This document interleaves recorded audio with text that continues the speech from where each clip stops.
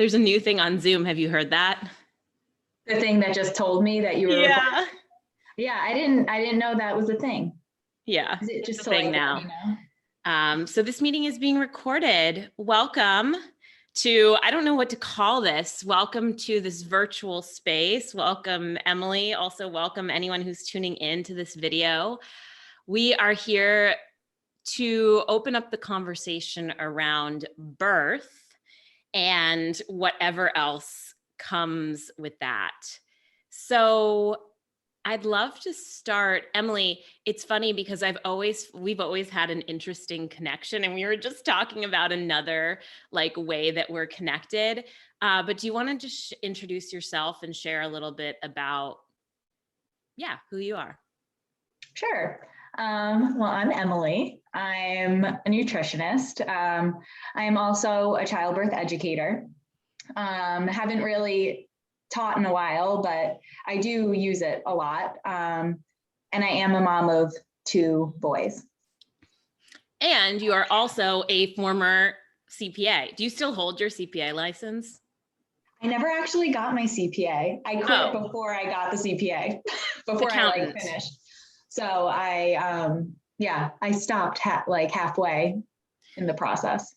It's all good. I mean, I actually had it.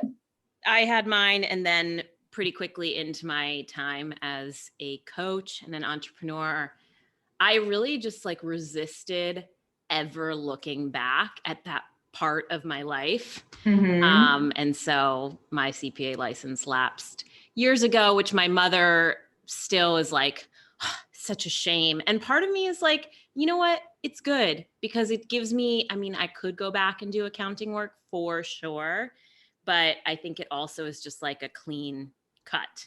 Yeah. And I think I ended up quitting because I hit this, or not doing it because I hit this crossroads where I think you're a year ahead of me, right? So my year in life. Yeah, you're a year ahead of me. You're a year ahead of me. I love in that. School, in college.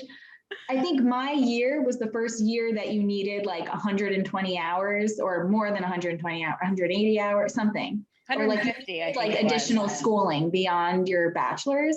So I was going to have to go back to school in addition to getting the 2 years and passing the tests. And I was okay, if I'm going to go back to school, I want to go back to school for nutrition. So that's why I never went through with it. Yeah.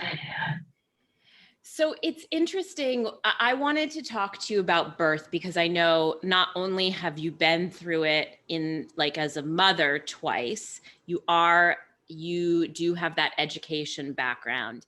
And the concept of birth, both from a human physical process, a spiritual process, and then the metaphor of birth has been something that I have been super, super interested in, I would say the last year and a half. So I feel we are going to touch on, or it's my intention, what I would hope from this conversation, and I want to get you on board with that, this is that we can share some information. By we, probably more you, because your realm, the traditional birth realm, is more your realm, but share some information around birth that perhaps folks listening maybe have briefly heard about or never even heard about. And always my intention with my work in sharing is to open up possibilities that folks forgot existed for their life. Whether that is, yes, you can leave a corporate accounting job and make a career as a coach or whatever you want. And also you can birth a child in the way that you want. And it doesn't have to look black or white, A or B. Absolutely. So open up some ideas around that. And then also introduce this idea of how we can use the process of birth and things we might learn from the birthing process to other creations in our lives and businesses. Yeah. Cool. So that all sound good? Sounds amazing. Great. How did you first get into, so you were doing the more traditional path like me. This is where our stories very, very much parallel each other. But how did you go from, okay, I'm doing accounting, maybe interested in nutrition, to then becoming, what's the technical title, like childbirth educator? Yeah.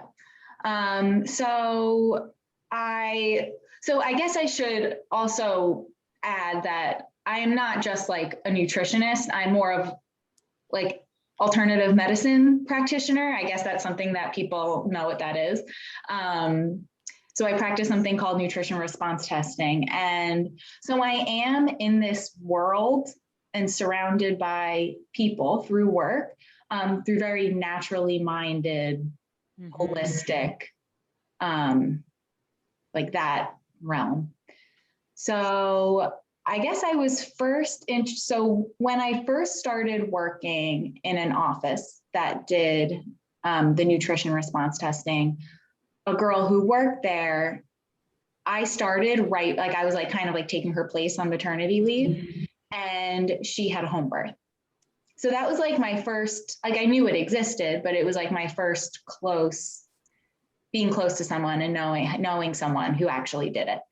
And then a year later, when I was doing the training for nutrition response testing in Florida, I would go down for like an intense weekend once a month for like almost a year. And one of my friends there who I was rooming with was pregnant. And she was having, so like I got to see her from, hardly showing to like really being pregnant at the end. She was planning to give birth at a birth center. She wanted to have a natural birth. And she's actually the one who introduced me to spiritual midwifery and Ina May's Guide to Childbirth. So it was like on one of those Florida trips where I started reading those books. And we just like would talk about it all the time when we were in our hotel room when we weren't learning. So that's like when I really got into it. And then I got pregnant shortly after. So, and I actually I wasn't dead set on a home birth right away. There are no birth centers on Long Island, so that was not an option. But there is a midwife group at a local hospital. And initially I was just going to go with them. And I started seeing them because I knew I wanted a natural birth. I know my body and I can't take medication. I just don't react well to anything. I'm very sensitive. So I did feel strongly about having a natural birth. But then I took a childbirth education class. And when you were already pregnant? When I was already pregnant.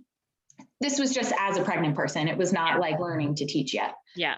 And I really learned about it, learned about all the different interventions, learned about how these interventions could possibly make things go wrong. And can you just briefly speak to, because I think I know what you mean by interventions, but perhaps for someone listening, what would be considered an intervention in birth? It would be an epidural. It would be inductions. So getting Pitocin or, any form of induction, which in some cases it's necessary, but in most cases it's not necessary. So if your baby's just a little late, or if they tell you that your baby's too big, or, but then there are other situations where you have preeclampsia or cholestasis and the baby needs to come out. So, there are certain situations where it's very necessary, and I knew that so after learning about all of these things, and I was very dead set on wanting my natural birth, I should say unmedicated. I wanted my unmedicated birth. And at the same time, I'm not very confrontational, and neither is my husband.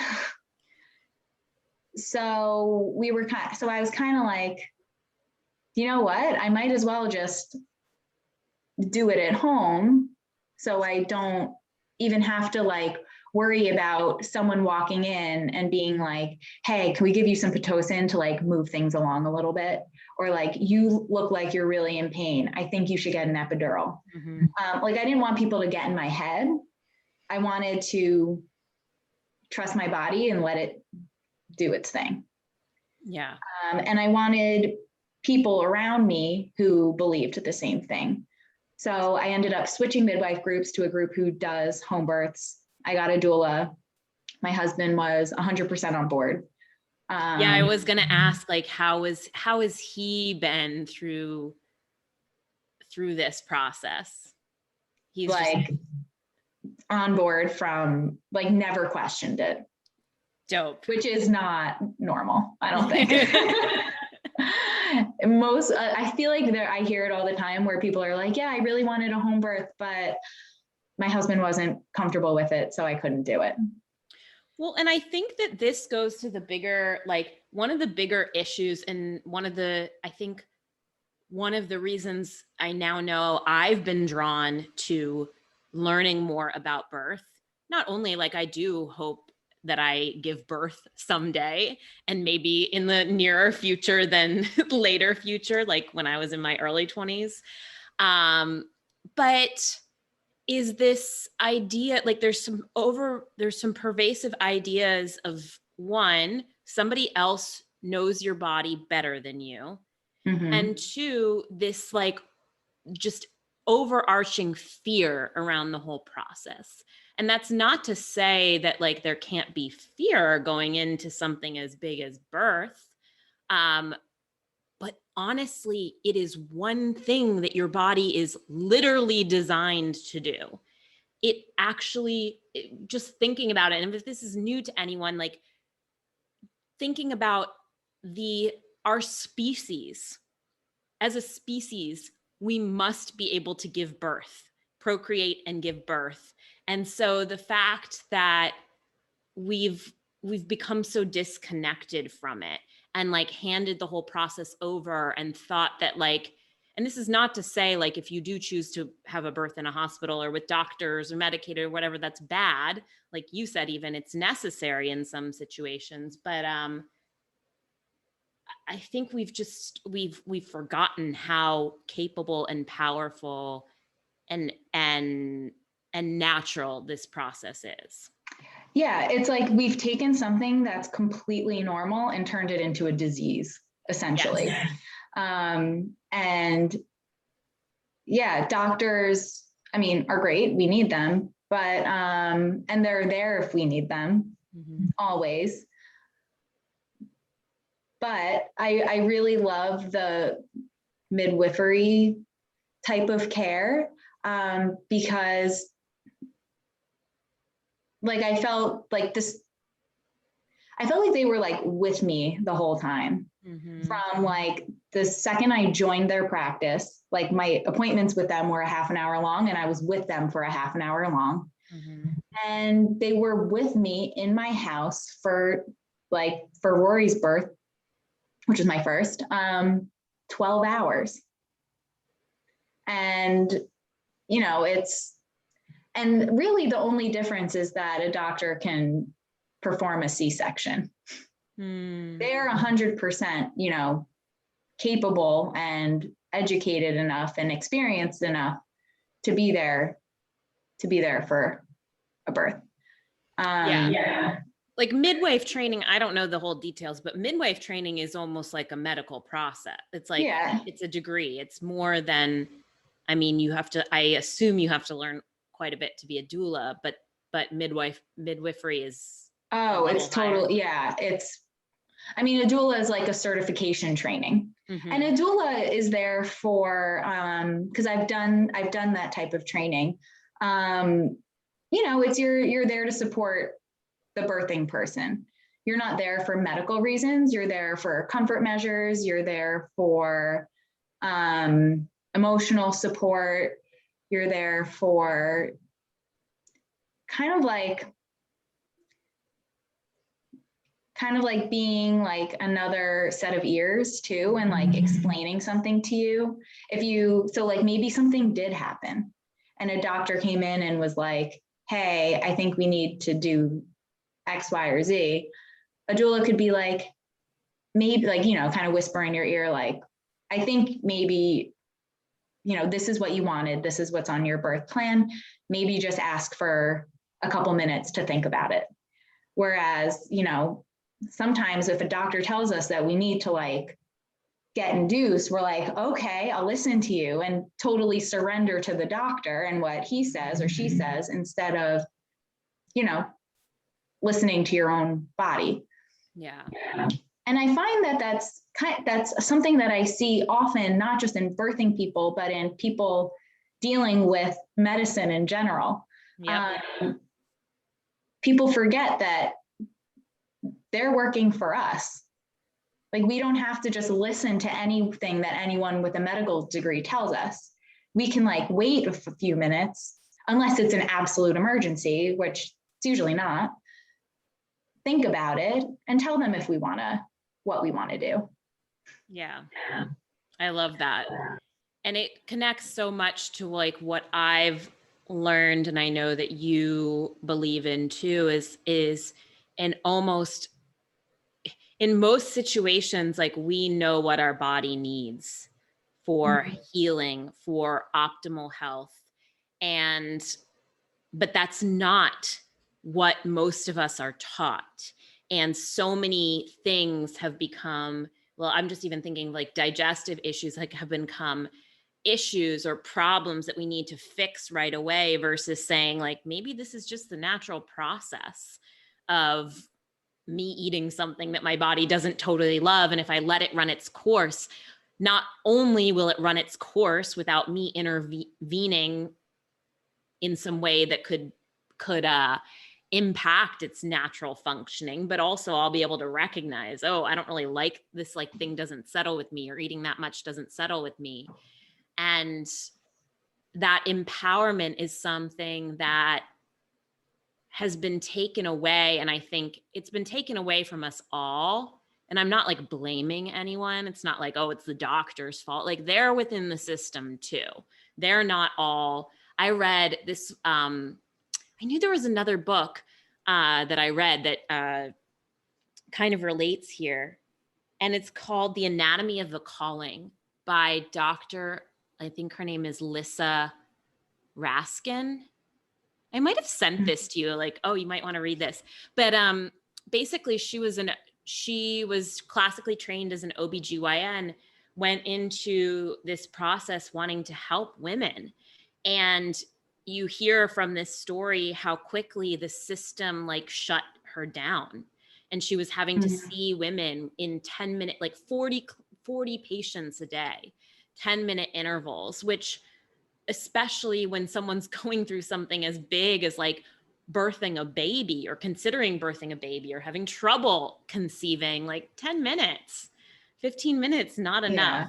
Anyways, it sends her on this whole like spiritual journey and combining her medicine training and holistic healing. But anyways, like the point is not let's blame somebody, but rather how can we, whether there's a doula involved or not, whether it's birth or not, have a moment where we can step back and be like, is this really the best decision for me? Is this really what I want? Is this really in alignment with my like greater values and beliefs?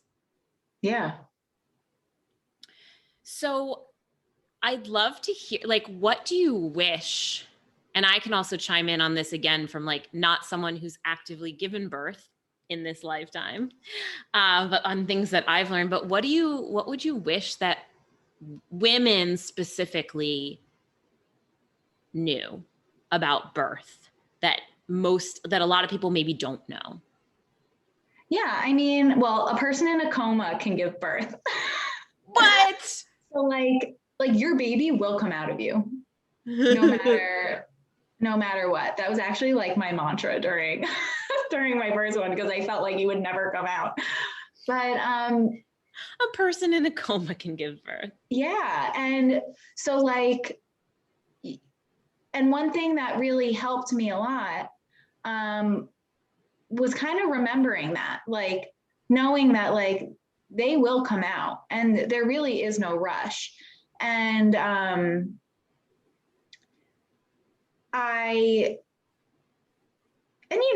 obviously like I got a little anxiety creeped up and that was okay. But then like we handle it, right? That's why it's also really good to have a doula, because they can like read you and see when, like how you're feeling, because how you are feeling. So like if you go into birth scared, chances are much higher that it's not going to go well. So what I'm hearing from that, and what I've learned from like reading about it, is like there is such a spiritual and emotional component. Totally. And even like, I mean, hormonally, right? So like the hormone that's in play when you're pushing a baby out is oxytocin, which works conversely with adrenaline. So if you're scared and you're like in this fight or flight and your like cortisol goes up, your oxytocin is going to go down and your contractions are going to slow down and might stop. And so like when people often will like start stalling or it's taking too long, whereas first births can take a long time. But like, abnormally stopping, it could be because you're uncomfortable. It could be because you're scared. There could be something like, you could be angry about something's not sitting right with you. It could be all of these things that have nothing to do with your body. Or something like that I heard of the baby to come out. Yeah. Something that I learned, I think in, and we'll link some of these resources in the video. You recommended, is it Ina May or Ina May? I don't know. Okay, whatever. Her guide to childbirth, who's also the author of Spiritual Midwifery, which is also on my list to read. But that she spoke of Sphincter Law, which I understand because I've studied the digestive tract for a while. But basically, and I'm going to say the anatomy wrong, but think about like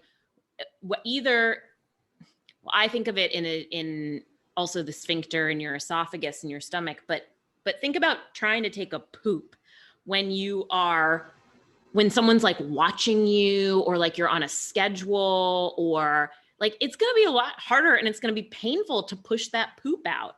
Whereas if you're able to relax, I mean, all things, assuming that there's not something else wrong, all things equal, if you're able to relax, like pooping doesn't hurt for the most part. It's a natural process. It might take time. It might be uncomfortable at moments, or like, but so sphincters, the parts are we're not going to anatomically explain this correctly, but can you explain this? No. Anyways, you have sphincters. I'm gonna explain it. And again, if anyone here is a doctor, I don't know if I can do it better. I'm also not speaking to doctors here. I'm speaking to like the common person who maybe doesn't know that much. So you have sphincters at different places in your body. You have one in different points of your intestines. I'm not sure actually how many you have, but there's one at the opening of your stomach. And basically what sphincters do are they open and close, and it's almost like a drawstring on a bag. Like, so it can open up really big, it can close really small to not let something through. And that happens in your, again, I'm going to use the wrong anatomy here, in your vagina when you're having a baby. And so if you're stressed, if you're uptight, and you're holding on, like it's not going to open up to relax and release. Anyways, if this is like kind of speaking to you, Google Sphincter Law. Somebody on the internet will explain it better than I can. But that was like really a big piece for me of like, oh, the being relaxed, feeling safe, feeling supported, as you were speaking, like wanting to feel like people around you supported you, is super important when you're going through this birth portal.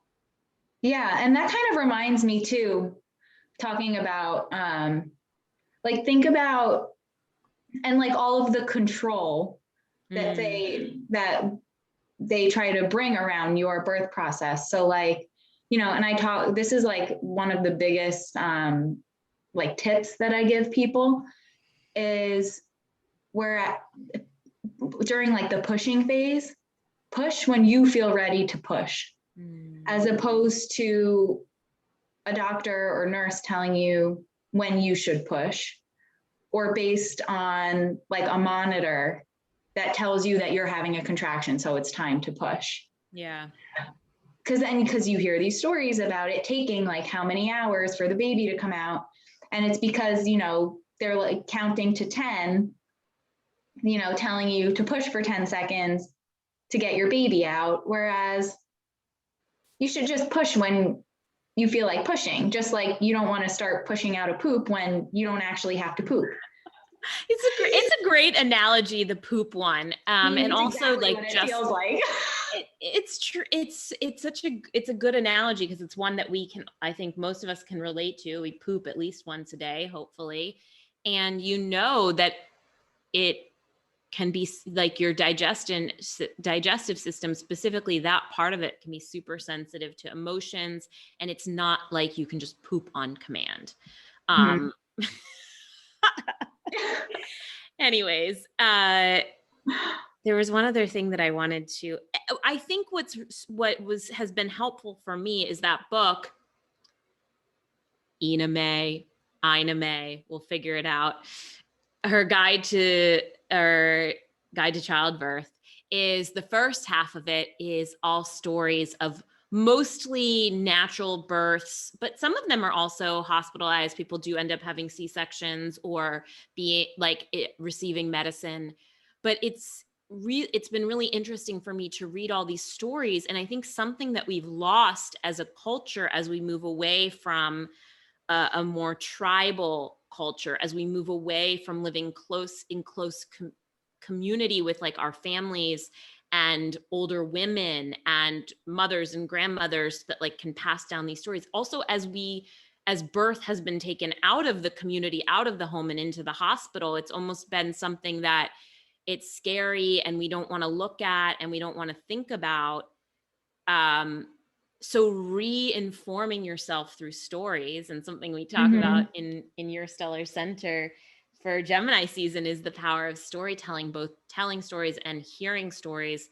And that reading that book has been really helpful for me in just re-understanding how natural this process is and how important it is, no matter what you choose as the person giving birth, to be in touch with your own body and your own intuition, because your body, like you said, the body, like the baby wants to come out, but it wants to come out in its own way. And being able to tune in and listen and say, oh, I'm going to like stand up now, or I'm going to get in the bath now, or I'm going to go for a walk now, is so important and can help the process along versus following someone else's schedule of like, okay, now you lay in the hospital bed and now you get the epidural and now you push. So that's been super interesting for me. And like, I mean, and now that you're bringing up like positioning and moving around, like that position that we are told to give birth in is very uncomfortable. Like you're pooping laying on your back. What did you say? Yeah, it's like poop. That's what I was thinking. It's just like pooping like on your back. Why would you do that? And like your pelvis is in, it doesn't open up like it does when you're standing or squatting or like on your hands and knees. So it's like, yeah, it's going to be hard for the baby to come out when you're in that position. And, and a lot of people out there, and obviously no shame, but like, we're just like, I don't even want to think about this baby coming out of me. I'm scared. I'm not going to think about it. I'm just going to go get the drugs and they'll come out. And they go into it uneducated, full of fear. And then not all the time, but many times end up having a traumatic experience, because what if the epidural doesn't work? That happens sometimes. And then you start feeling things and you're like, oh my God, I didn't plan for this. I just planned to feel nothing. And then you get even more scared and more uncomfortable. So I think, and even if you want a hospital birth and you want an epidural, I think becoming educated and reading the books and taking a class is so important. And like choosing to have that epidural with confidence. Yeah. Like knowing that that's the best decision for you instead of getting it out of fear. Totally. And I also keep being, I keep getting pulled back to this idea of birth control, which maybe we'll circle back with. But I also want to note, because I know even just like many of my friends, maybe if they're watching this or listening to this, or anyone else who's gone through this process and you did go through it maybe less educated, or you didn't know your options at the time. I just want to honor that and honor like there's no shame, no matter what you chose, same thing with like parenting. There's no shame in like what you chose, how you chose to raise children, or I guess there's other situations too. Like don't shame yourself because you didn't know better, but perhaps that's just it. You didn't know. And again, it's like the system, and maybe this is where we connect a little to birth control. Like the system is a little bit designed to disempower, especially women. And so it's not your fault, but what can you take going forward? What can you take going forward? And maybe that is, maybe it is just this piece around, you are so much more powerful than anybody's ever told you. You have this wisdom inside of you, this thing called intuition. And perhaps that does go into a parenting decision, because I know from secondhand experience, like I know there's so many, every day, probably a tough decision as a parent, where it's like, do I follow this path or do I listen to my gut? So maybe this simply empowers you to listen to your gut in those situations, or situations around your own health. It's something that's been coming up a lot recently in conversations is the topic of birth control. And similar to like having a hospital birth, having a home birth, or anything in between, there's no, like, I'm not trying to put my opinion on anyone here, but this, I see something, and I'm curious your thoughts about this, Emily, is that we've been told, at least our generation that grew up, and probably generations on either side of us that grew up in a time where as soon as you, maybe before you started becoming sexually active, or as soon as you became sexually active, like girls are put on the pill. And we're told that it's literally called birth control. Like, take this pill, you can control this cycle of your body. And then when you do want to get pregnant, you'll just go off the pill and you'll control when you have birth, which I've seen from a lot of my friends is not the case. And they actually have had trouble getting pregnant. Whether or not that's connected to the pill, I don't know. But I think this greater idea of us being in control is problematic. And so I'm curious your thoughts on that. You know, I never really thought of it that way, like being in control. So that's really interesting. And I like agree with everything you have to say. And then there's like that other layer of girls in high school who have like really bad PMS symptoms, or they're not getting their period, like on either end of the spectrum. And we're put on birth control for that reason. Yeah. To suppress symptoms instead of saying like, hey, there might be something wrong. Let's look more into that instead of like slapping a Band-Aid on it. But like, you know what, you're 16 anyway, so you should be on birth control because, you know, we don't want you to give birth when you're 16. But yeah, I do. And like, there's no education around like learning about your cycle at that age and like tracking it. And the education that we receive, I also remember like, and this is again, this is societal. This is not just one school or one family, but the information that we receive is that like this thing that happens to you, puberty, getting your period, like this blood, like the hair, like this is all gross and something that you need to like keep under wraps. And let's not talk about it. Birth. I don't know if anybody else remembers, there was a movie that they showed us in, I think it was like elementary school, like end of elementary school or middle school, where they showed a woman giving birth, and it was like passed down through the school of like, this is so scary. This is like so the scary. miracle. It was like the miracle of life. Yeah. And you're like, ew, body parts, which is just a greater problem, because this is where we come from. And this is a crucial part of our life cycle. And it's something that we've just relegated to like behind closed doors. And a lot of things, like even like sex, or I'm trying to think what else, but we don't allow for greater conversation. It's so taboo. It's become so taboo. It's like lock it down, shut it down. And really, it's so important. Yeah. And I find, and I might be saying something a little controversial here, but say it. I feel like birth control and like controlling birth and that whole topic is pretty anti-feminist, even though society has made it, you know, we need birth control so women can be in the workplace and do all these amazing things. But like, why isn't giving birth and staying home with your kids amazing? That is, or why isn't there like a way that you can do both, or like do a balance? Yeah. No, Emily, I 100% agree with you. And it's interesting because I've been speaking with one of my current one-on-one clients about this, and we might record another conversation around things that we've been told are feminist and are like women's empowerment that really aren't.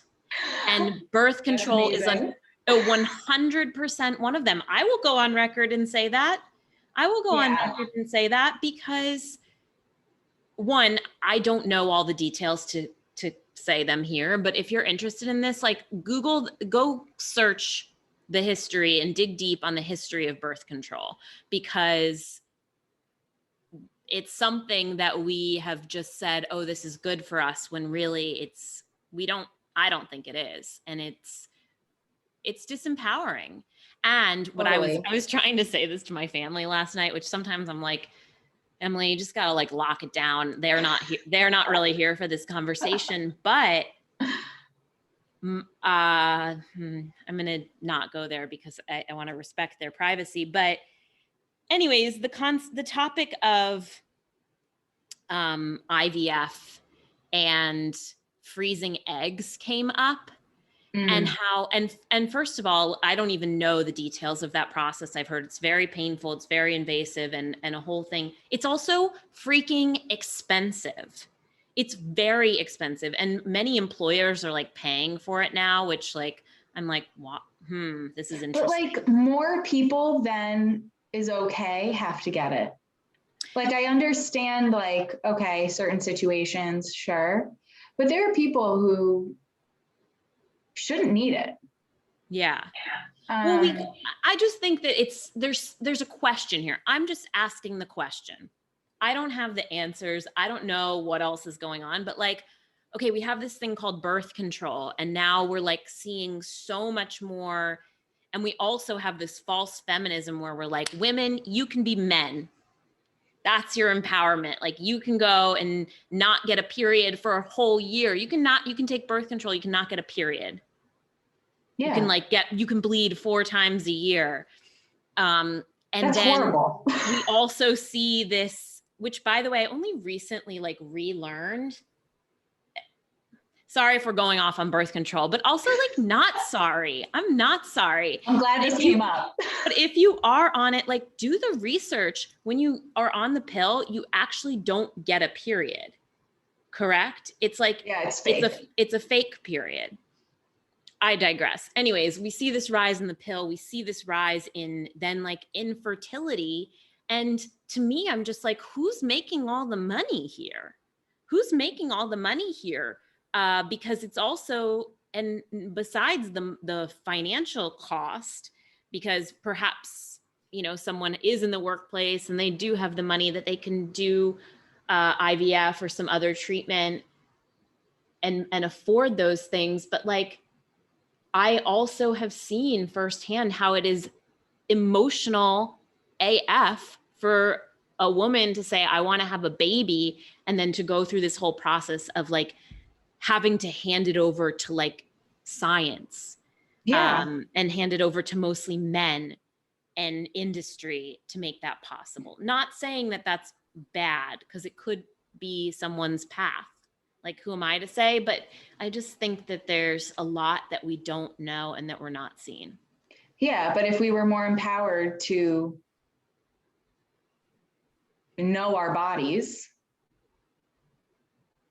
I guess that's the best way to put it, you know, it would be much easier.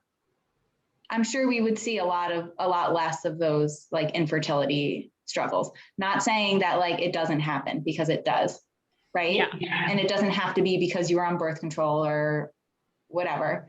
It could be for other reasons. And like, you know, I send all the love in the world to the people who can't get pregnant. But you know, I think birth control, because it totally messes up with your hormones, and people think you can just stop taking it and get pregnant a month or two later. Something that I also noticed is, well, so I went on birth control when I was like 15 years old, 15, 16 maybe. And somewhere when I started learning about health and wellness and holistic health in my early 20s, I went off of it. And that was a roller coaster, and weird stuff happened in my life during that time. And I now know, like looking back, and I've spoken with a few other women about this, so I'm curious your perspective of that is when my intuition started to come back. Like I experienced the same thing. So, and it also, and even I've heard stories too of like when you go off birth control or you go on birth control, your hormones literally change. Your pheromones, which attract partners or don't attract partners. And not to say this is the reason, but when I went off birth control, a huge breakup happened. I was going to say, it's like you're attracted or not attracted. Like you can go off the pill and then be like, I'm not attracted to this person. Yeah. Like I've heard of that happening before. And yeah, you know, I think I definitely like awakened a little bit when I went off it. For sure. That's like when I started, like I went off it, and then immediately after years of being like anxious, depressed, struggling with my weight, all of these different things, went off birth control, lost weight, felt happier, started getting so much more interested in my body and my health, and just like being like more dialed in instead of like freaking out all the time. That's so interesting, because I remember when I was considering going off it, I was also like deep in an obsessive exercise and health pattern that was very unhealthy in many ways, but I was terrified of gaining weight, which is what they say. Oh, you're going to go off birth control, you're going to gain weight. And that might happen because, again, hormones a small change in your hormones, these chemical messengers in your body, can impact digestion, can impact weight, mood. And also, as we've said here today, like your body does know the way to rebalance, or there are protocols that you can do to rebalance and hopefully find what is a happy weight for your body, which might not be what the magazines look like or what, you know, people around you look like. But that's interesting to hear firsthand from you that like the shifts were positive. Yeah. And I mean, I'll be honest, my period still isn't the same. Has never been the same since going off of it 10 years ago, more than 10 years ago, like 12 years ago. And then like when my period didn't come back after going off of it, they just wanted me to go back on it. And I did, and I would like go back, down in terms of like mood. And then finally I was like, forget it. But yeah, it is my cycle, my body. And I mean, it's getting better and better over time. And I was obviously able to have babies, but I was worried that I wouldn't be able to. Did you feel, actually, I think that that's too much of a rabbit hole to go down, but I hope again that we're bringing up these topics because it's not something like neither you nor I grew up on a commune where it was like hippie, all natural all the time. And we're finding these paths, these alternative routes for ourselves. And again, the intention here is to open up the conversation in case that this information helps one other person, helps somebody ask a question, to feel more empowered in their skin, to make a choice that perhaps isn't the mainstream one, which I understand is challenging. Mm-hmm. It's challenging to say like, maybe I do want to hire a doula, or I do want to try this unmedicated, or I do want to go off birth control. It can be challenging, especially when some people that you love, friends, family, are not on the same wavelength. But there is support if you look for it. Totally. I was going to say, I don't know, like I knew people, but like people through work, but like my own upbringing, my own life, like no one has had, most people thought I was crazy. Mm-hmm. I was like the first one to do it. And, but then I found this whole birth community that like, I never even knew was there. Like there are so many women surrounding me who are doing home birth too, who feel the same way. And I found them, and it was like, I was supported, the entire time. So like, if you feel like you're doing something different, there is almost 100% a community around you that's almost like hidden. You just haven't like found it yet. Yeah, so go look, and the internet makes it pretty easier to seek no matter where your location, because ideally you can find someone near you because it is a physical process, but even just for learning and gaining confidence, and again, feeling like you're not crazy, because doubt will come in all along the way of someone saying, oh my gosh, you're not going to have a birth in a hospital, or like, you're going to go off birth control, aren't you going to get pregnant? Any of these things, there could be doubt that comes in the form of loving concern, right. But having people that do have similar beliefs that can support you in your own vision is really helpful. Mm-hmm. And I agree with you. You need to look, and it might take a little time at the beginning to find, or it might just drop into your lap at exactly the right time. Sort of like how you said, your introduction to this before you had your babies was in the form of people coming into your path and showing you that another way was possible. Mm-hmm. By the way, I just want to intro this here. We're not going to go into conversation about it, but there's a whole spectrum of like birth. You can be in a hospital, you can have a hospital that has midwives, you can have your doula in the hospital. And on, I think, the most natural extreme end, there's something called free birth, which is birthing without. Was Graham almost a free birth? Almost. They came with like 10 minutes to spare. And I did catch him. So kinda, no, but he wasn't a free birth. Yeah. I had like people there, but again, it's a spectrum. And some people on this end, again, I'm just introducing it in case it sparks something in someone and they're like, oh my God, that's cool. Or like, wow, like that's even more on one end that I don't even feel comfortable with. Free birth is just that. It's like, I think what I've learned is that even women that are going through this process, basically no midwife, no doula, no doctors, and none along the way. Like no doctor visits, no, maybe doing some education. Obviously you have to educate yourself. You're going to birth a baby and know what to do in case something were to go wrong. But there are women all over the country, all over the world doing that. And not just in places where they don't have access to, I don't know, I put that in quotes, access to hospital care or midwifery care. Yeah. So Google it. It's something that I've been learning about. I don't know if I'll go to that extreme, but like it's interesting to hear about. Like the free birthing podcast. Yeah. Is like a good one to listen to. Yeah. Yeah. Google it. It's and even reading some of those stories in the guide to childbirth by our friend I.M. It's helpful to see because some of those, like you said, like they were, or like your experience, oh, I had to have a plan with support and home birth, but with support.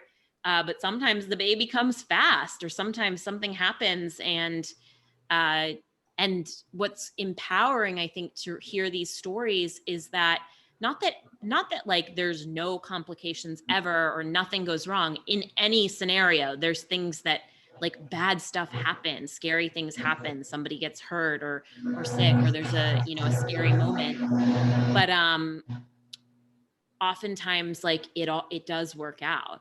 It does work out. And so reading and expanding your idea of what's possible. Yeah. Those stories are the best. I've read them. I went through it and read them before both births. Because there are a lot of people who will come at you with their negative birth stories. Yes. Just because I think they think they're being helpful, like warning you, right? But it really doesn't do the birthing person any favors. Because, I mean, it's good to know like what can happen, right? But I think it's better to know how good it really can be. And knowing that having the confidence that like your body can do this. You were literally meant to do this.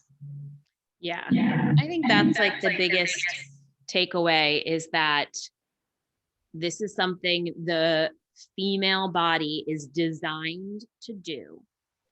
And yes, it's important to educate yourself, especially if, like us, you maybe grew up in a society or a culture that said it needs to be a certain way that isn't the way that you feel is best for you. And also know that like, as you go through this, and this will transition into our like second part of this conversation, which will be quick, but, is knowing that like along the way, that's also where you don't just say like, I want to have a baby and tomorrow a baby pops out.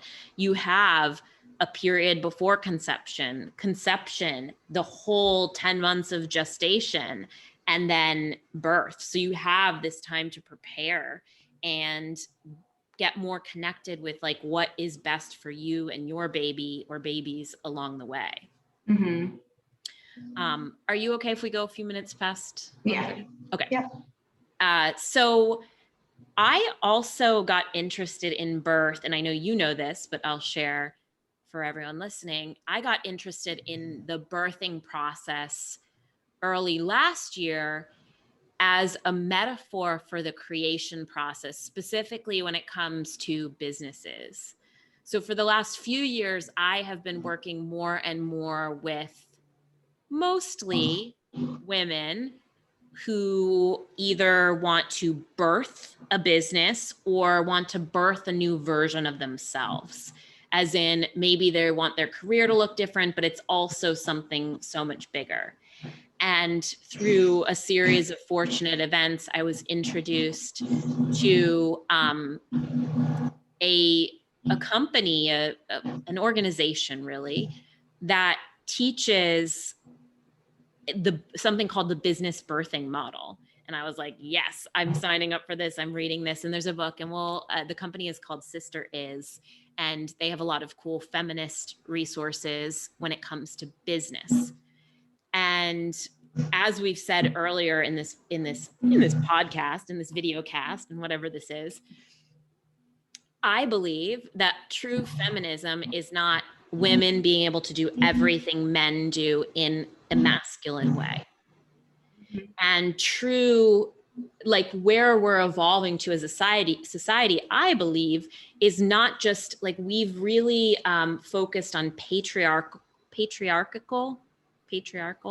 and more masculine values, which is like the masculine, and everybody has masculine and feminine within them. We all fall somewhere within the spectrum, and they're both masculine and feminine are both valuable. But our society has leaned more towards this masculine way of doing things. And even in our like seeking equality for women and being able to have the same roles in the workplace. And so what I'm really interested, and that way didn't really work for me. I tried that with my business at the beginning, like hustle harder. This is the whole like girl boss culture, is like, it didn't really work for me. I didn't want to hustle harder. I didn't want to just take everything that I had done in the corporate world and apply it to wellness and my business. I wanted a business that like was fulfilling and intuitive and supportive of my life and others. So anyways, this is a long-winded way of saying I got really interested. I took a course with them called, I forget what it was called, but learned this model, and which has opened up for me an even bigger perspective on business and life in general, of leaning more into feminine energies and tendencies. But we can learn a lot from the birthing process and apply it to any sort of creative endeavor, whether you are male or female, whether you are someone who has given birth or wants to give birth or never wants to give birth. And my biggest takeaway from that is that it's kind of just what I said, is that the creation process is not just vision and execution, which is, I think, what we think of. Maybe there's like a little brainstorming in there. Maybe for like bigger picture projects, we don't see it as just, okay, one vision and one execution, but the vision and execution phases of conception or creation are heavily focused on in our society. Like think of it like even vision boarding and going in and having board meetings of what's the vision, how are we executing it? But what birth teaches us is that there's this whole process before that. There's preconception, there's the process of conception, and then there's also this long gestation phase, which may not feel, especially when you're working in a business, may not feel because, well, I guess at the beginning of pregnancy, you feel different, but you don't really look that different. But like in a business, you might be spending a lot of time in this gestation phase, and it doesn't look like anything's changing on the outside, but it's just this process on the inside. And so that's what I teach and have been leaning more into, is thinking of, and also with this is thinking of your business as something that wants to come into this, that you're working with. It's a part of you, especially at the beginning. Again, thinking of the mother and baby analogy, like this baby has to live within a mother, but then you birth it. And you have to take a lot of care of it at the beginning, but ultimately, like, that baby goes off to be a person that has its own life, that is its own breathing, living, creating thing. And I think we can apply that to our creative endeavors and business as well. So that's been really like big for me, is just, and I think something folks can take away. We'll probably release this video at the time we release it. It'll be sometime in the summer. And summer can be a slowdown for a lot of folks. And if you're just starting a business, it might feel scary to be in that slowdown of like, oh, are the clients ever coming back? Is the work ever coming back? And I want to encourage folks, whether it's the summer, but this can also happen in the winter for different businesses or any time of year. Like that slowdown doesn't necessarily have to be bad. It might be a really crucial part of the process that you don't fully understand until later or never. I'm curious if because you've studied this with me, and I'm curious if you've had any other takeaways or your own like reflections, again, being someone who has birthed two humans and has done studies of birth. Yeah, I mean, definitely. Because I started my business in like November of 2019. Yeah. And it's like you start it, but it's not like you start it and you hit the ground running. Mm-hmm. You start it and then you have to like buy all the things you need. And then like, yeah, I'm getting clients, but like not that many. And it kind of like, you know, it's like a slow growth, just like pregnancy is. Mm-hmm. And then maybe you hit this point where it's like, okay, I'm doing it. Like this is happening. And when you're having a baby, you're like, okay, this is happening. Like, and it's kind of that like, yeah, I experienced that too. Like a slow growth. And then all of a sudden it's like, you look back and you're like, oh my God, it's happening. I'm doing it and I'm in this. Which is like when your baby's born, then you're like, oh my God, this thing happened. And like, now I have to like keep up with it and like continue to help it grow. Yeah. But yeah, I definitely agree with everything you said. And I mean, adopting that model instead of the male, like go, go, go, mm-hmm. has been amazing. Like it really is just like you're not going to go like hard and heavy with like raising a baby, or you know, you don't just like decide you're going to have a baby and have one the next day. There's so much more thought and energy and like slow growth that goes into it. Yeah. And two, I think that, and this is something that I think connects to birth, connects to this business birthing model, which if you're interested in learning more about, reach out to me. It's something that I teach in my business coaching container. But it also connects more to this idea of the divine feminine and surrender. Mm-hmm. So when we operate from a place, and this is just very simple and it's one example, but when we operate from a place of like more divine masculine, a lot of manifestation tools really do, even if you think they're more woo-woo or more out there, they're not like corporate executive goal setting and like quarterly check-ins, but they are masculine. It is, this is what I want. Let me go about achieving it. What the divine feminine teaches us or invites us, or we can tap into, and I think is a beautiful thing to tap into, is surrender. In saying, I think this is what I want. This is how I want to feel.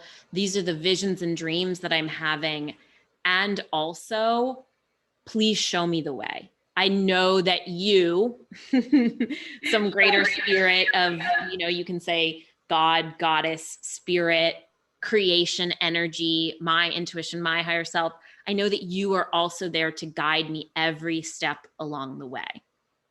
And for me, and I know for many of my clients, like that has been, it's a challenging model because it doesn't feel as secure.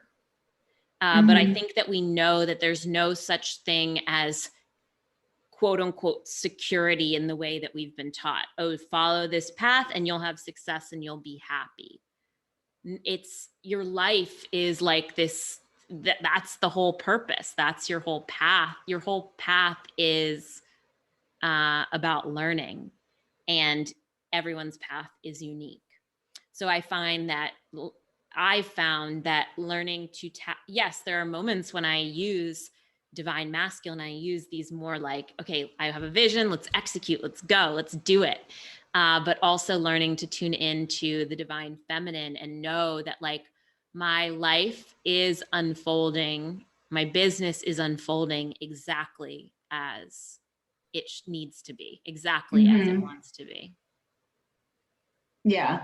And that surrender and letting go is such a huge part of birth and even raising children. Just there's very little that we can actually control. So things are going to happen the way they're meant to happen, or the way they're going to happen. So if we just let go, I think we may find that the outcomes can be, you know, so much better than we could have ever imagined. Yeah. I love that. I want to wrap with what folks like. I feel like there's some action items or like what people can do now, because perhaps this conversation is not new to you and you're like, yes, I agree with everything you're saying. Like, here's to the divine feminine. But maybe also people are like, oh my God, I never even knew that birth control was bad, or bad. Birth control could be problematic. Let me rephrase that. So my first suggestion is to educate yourself and pick where you want to go with this. Maybe it is the birth, maybe it is the birth control, maybe there's something else. But start to get curious and educate yourself, especially if you're a woman. Like, educate yourself on your body. Stop feeling like so. And this is also, I think, a really beautiful way to start to break down body image issues is get to know your body and get to know the power and the beauty and the like intelligence that is within you. And I guess men can do this too, maybe in their own way, although it doesn't directly connect to birth, but all of our bodies are so freaking incredible and intuitive and magic. So that would be my like action step is like education. Just take one step. Yeah. And we'll provide some links for the things that we've found really helpful in our own processes with this video. Is there anything you want to add, Emily? Yeah, I mean, I feel like education is just always what I say. Just get to know yourself and the process as much as you can. And then you will at least appreciate it so much more instead of being scared of it. Yeah. I do feel like I want to share one more thing, and that something I remember talking to my therapist about years ago when I was starting to unpack my own body image issues was I remember like having a conversation with my, like at that time, I think she was like 12-year-old cousin. And I just, some of the things that she was saying to me, I was like, this is heartbreaking. This is heartbreaking. And I don't want another generation to go through. I know there will be challenges. There will be like every generation has its own like issues, and nobody's going to have like a perfect life, but like, it's not just about me. Yes, I want to live my best life and be like happy and healthy and connected with myself and continually growing. But this is also for our daughters, our nieces, our nephews, our, the next generation. And so I think if that helps you, if you're either like, well, it's too late for me, or you don't feel as connected to some of this conversation as it applies to your own life, maybe think about how this impacts the generation below you or generations that to come. Yeah, definitely. And like, this just popped in my head and we don't have to get into it, but, you know, there's a certain energy that a baby feels when they come out, right? So do we want them coming out around like people feeling anxious and scared? Like, do we want that to be their first experience of this world? Or do we want more of like, you know, a calm, happy type of setting? Because if you do get into like, I don't know, more of that spiritual inner work, I mean, I've like had experiences where I like went back to my birth. Same. That like impacted my life. And I'm sure if you're watching this, you've probably, you may have had that type of experience too, if you've done that type of thing. But every moment, everything that we do impacts our kids, from pregnancy through the birth itself, and then beyond, even before we get pregnant. Totally. Everything we're eating, everything we're around. There's like a great book, because I know we were talking about fertility. It's like, it starts with an egg. That's like a great book for people who are struggling with infertility. Like, I know people who have used it and have had success. Cool. With the method. So yeah, it's like everything matters. So like just being intentional the whole way. And taking that like as that's empowering. Again, if you've already had your babies and like maybe they're at a certain age, like you can change any moment of any day. Yes. And yes. I firmly believe like we are all unique beings having very personal, very unique spiritual experiences. So I trust no matter what happened to you or what you feel you did to someone else or didn't do to someone else, like that was part of your process. So how do you step into acceptance and empowerment just a little bit more today? Mm-hmm. Yeah. Yeah. We can start at any time. Cool. Okay, thank you so much, Emily, for this conversation. I feel like it was I'm going to make an inappropriate joke, just the tip. Yeah. It was just the tip of the iceberg here. And maybe we will continue this, but for folks who are tuning in, how can they connect with you?